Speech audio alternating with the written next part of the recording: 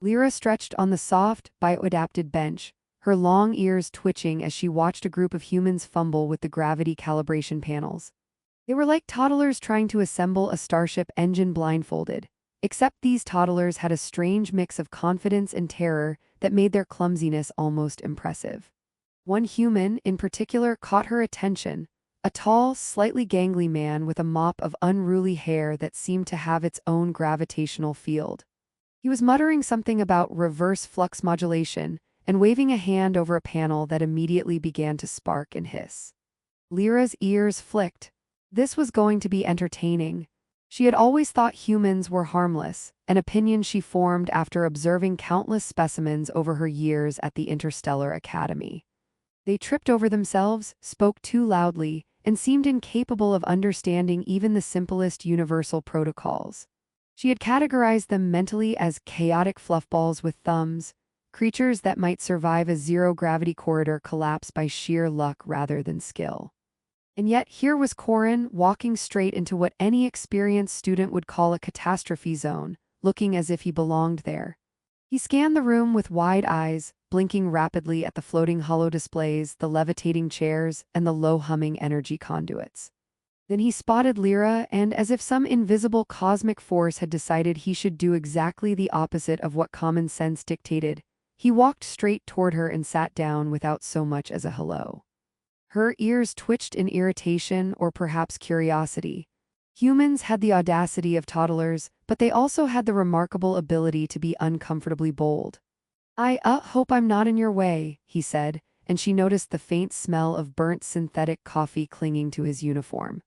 The scent made her twitch her nose in an almost human gesture. She glanced at him, arching one brow. You are exactly in my way, she replied, her voice carrying the faint hum of amusement. Her ears flicked again, which was the alien equivalent of rolling her eyes. He grinned sheepishly, holding up a hand as if to signal surrender. Right, okay, totally in your way, noted, not permanently, I hope. Lyra suppressed a laugh, a melodic sound that caused a nearby hoverbot to tilt in confusion. Humans, she muttered under her breath, like toddlers with jetpacks. She allowed herself to study him. His eyes were the kind that seemed to absorb everything in the room, like a data sponge with poor processing speed. He fidgeted with his uniform buttons, one hand absent-mindedly poking at a comlink that wasn't even turned on. You're Lyra, he said suddenly, as if reading her mind through some unspoken channel, though he clearly hadn't. I mean, I've heard of you, the auricular analyst, something with your ears. He gestured vaguely at her long, elegant appendages which twitched in response to his fumbling words. Yes, she said, flicking one ear in an almost dismissive gesture. And you are?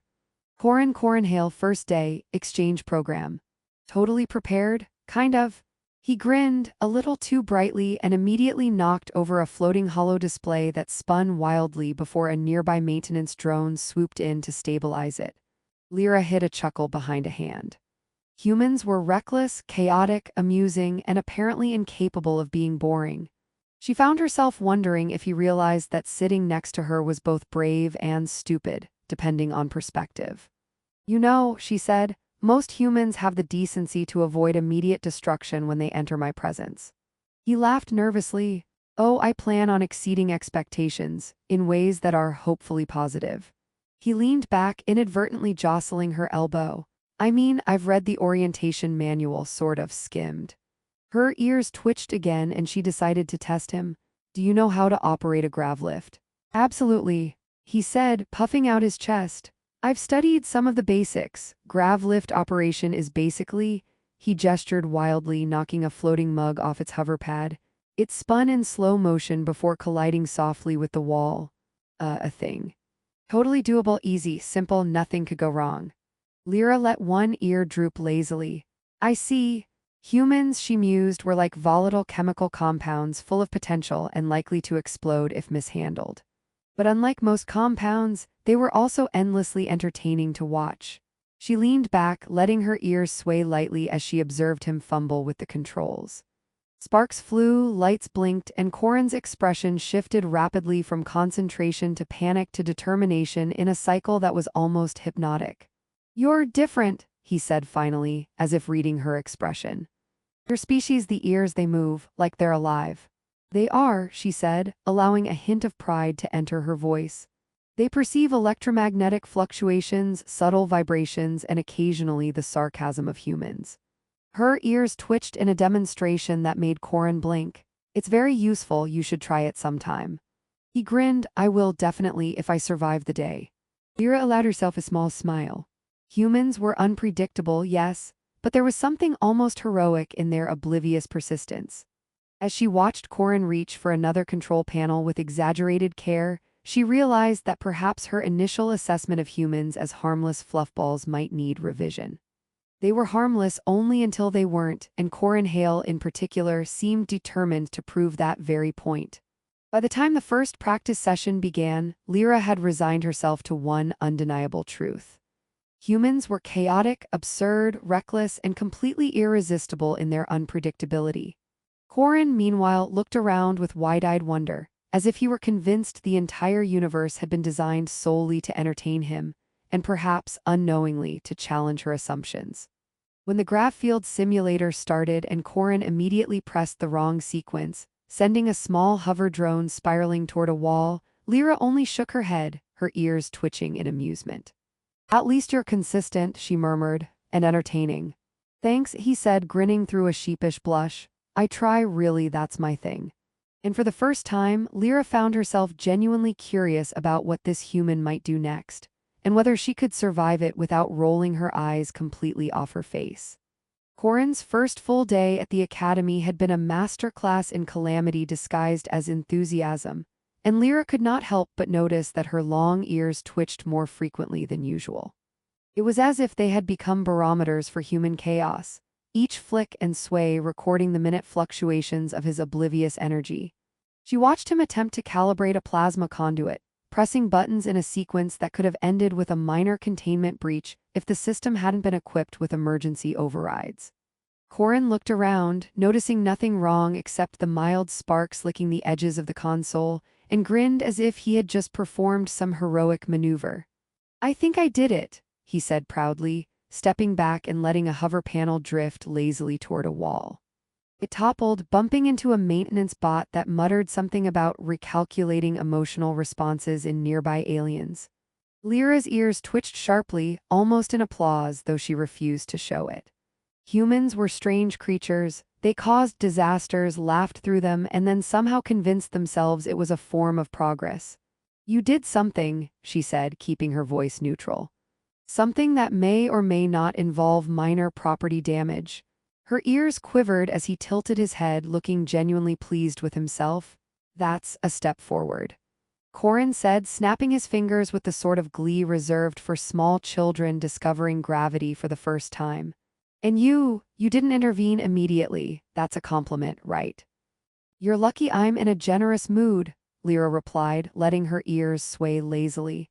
Generosity, she reminded herself, often prevented immediate human catastrophes from becoming interstellar incidents. Still, the entertainment value was undeniable. They moved on to the zero-gravity training chamber, a long tube where simulated microgravity allowed students to practice spatial navigation, combat drills, and basic survival in the absence of gravity's comforting weight. Lyra floated effortlessly, her body perfectly adapted to the environment, while Corin bobbed along like a cork caught in an invisible tide. His attempts to orient himself resulted in a series of near collisions with walls, floating equipment, and once, a curious maintenance drone that beeped angrily as it adjusted its path to avoid him. Okay, he said, legs kicking wildly, so I think this is kind of like swimming, right? But without water and maybe with more risk of catastrophic failure. Swimming is a generous comparison, Lyra said, watching him bump into the far wall and grab a handhold just before ricocheting into a magnetic control panel. Sparks hissed and a nearby holographic display flickered. It's more like being a human-shaped meteor in a tube of very expensive instruments. Her ears twitched in what might have been considered a smile. Corin's grin widened. I can do that. Human meteors are adaptable, I think. Resilient, very resilient. He attempted a forward flip, missed spectacularly, and collided with a storage container which squealed as a small emergency hatch opened. A cluster of hover drones zipped out to investigate, buzzing like confused metallic bees. "You're a disaster waiting to happen," Lyra said, though her voice carried a trace of amusement. "But I suspect you'll survive. By sheer luck, if nothing else." Corin shrugged, floating in place with a triumphant little twist. "Luck is just preparation meeting opportunity, or is it chaos meeting optimism? Anyway, I've got this." By midday, they had attracted a small audience. Aliens of various species, mostly observing from above in levitating platforms or perched on structural supports, watching the humans struggle with what seemed to be equal parts determination and self-inflicted chaos. One small observer whispered to another in rapid clicks and hums, and Lyra caught the gist. "He will either succeed spectacularly or cause an interstellar incident. Either way, it will be memorable." Lyra's ears twitched in agreement. Memorable was always valuable. During a brief break, Corin hovered near the refreshment dispensers, poking curiously at the molecular food replicators. "So these just rearrange atoms? That's wild, like edible magic." He pressed a button and a perfectly normal cube of protein-rich gel appeared, only to hover midair, spin, and then stick to his forehead. He flailed briefly before plucking it off, looking apologetically at Lyra. "Humans are prone to minor malfunctions when confronted with technology," she said mildly, though her ears twitched with suppressed laughter. "You should avoid facial contact with the replication matrix." "I'll keep that in mind," he said, wiping his forehead and grinning sheepishly. "It's more entertaining than dangerous, mostly." When the afternoon drills began, the Academy's AI sent them into a tactical simulation, a holographic maze filled with shifting obstacles, simulated enemy drones, and random environmental hazards. Lyra moved with elegant precision, avoiding pitfalls, recalibrating paths instantly, and demonstrating why she had been ranked among the top cadets in perception and spatial awareness. Corin, however, managed to turn a simple detour into a chase sequence worthy of a Holo series. He accidentally triggered a smoke screen, rolled under a projection of a simulated laser field, and somehow emerged with a drone clinging to his shoulder like an unwelcome parrot. "You're impressive," Lyra said, though her ears twitched sharply, in a completely uncontrolled sort of way.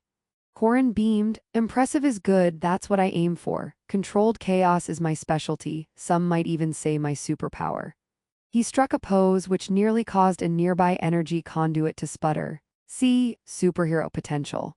By the end of the simulation, Corin was floating upside down, tangled in a mild anti-gravity field, and Lyra was shaking her head, though a note of amusement lingered in her voice.